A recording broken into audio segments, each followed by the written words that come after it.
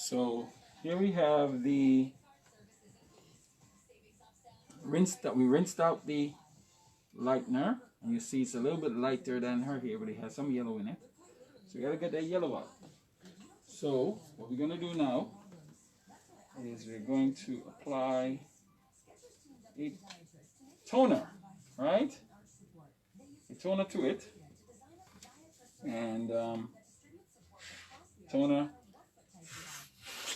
will be like a 10A, like an ash, to bring that, take that yellowing out.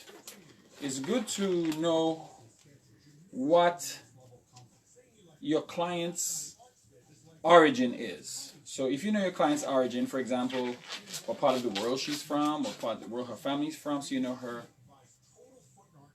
the origin of her hair type, then you'll know what you're going to pull. Now she's black, so obviously but she's black with a Caribbean background. So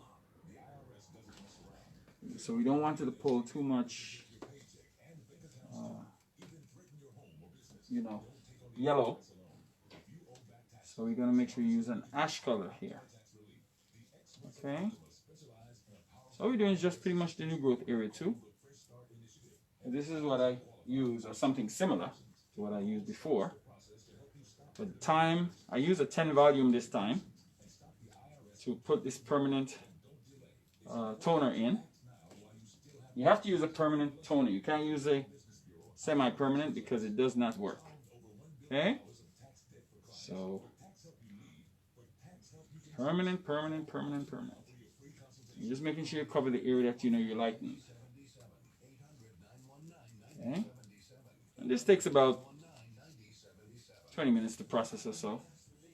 It's just toning, it's not depositing anything. So, I'm just showing you this for a minute. Hi, Cousin Gail. Love you. Miss MBE to be. MBE to be. So here we're going to just add our tonality. So it doesn't have that yellow,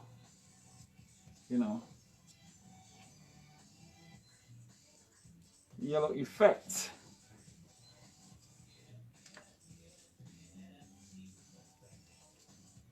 This is like the most important part of the color.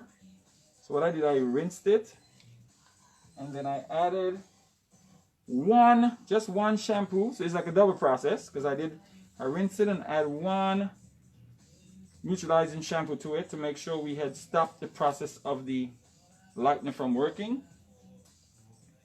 You don't really want to do too many shampoos, just one. Right? Take off any debris, any buildup that's on her hair. So when you're going to apply your toner, you don't have any issues with coverage. Okay? And I want to show you when I rinsed her hair, all of her hair, this is all that came out. See that? That's all that came out of her whole head when I rinsed it. That's it. And that's normal. That's actually abnormal. It should be more.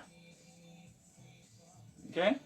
So I just saved that piece to show you what came out, so you know I'm not making up a story here. That tells you you're using a great product. And the reason why that came out is because when the hair is wet, it's fragile, and so it tends to be more compromised. And having a chemical in it that has a pH of 9 to 10 on the pH scale, it's going to be a little bit compromised. So it's more delicate. So the fragility of it is real at that time, if that makes sense to you. So, and what I'm using here is a 10A mixed with an 8N, just a tip of an 8N, maybe just a drop of 8N. I have to mix some more. I didn't think I mixed enough. So this is just to make sure we take out all of those brassy tones out of the hair. Color is something that you have to practice. Now, I've been doing it for I've been doing color now for almost 40 years. Well, not 40, maybe 1988 to now is about 32 years.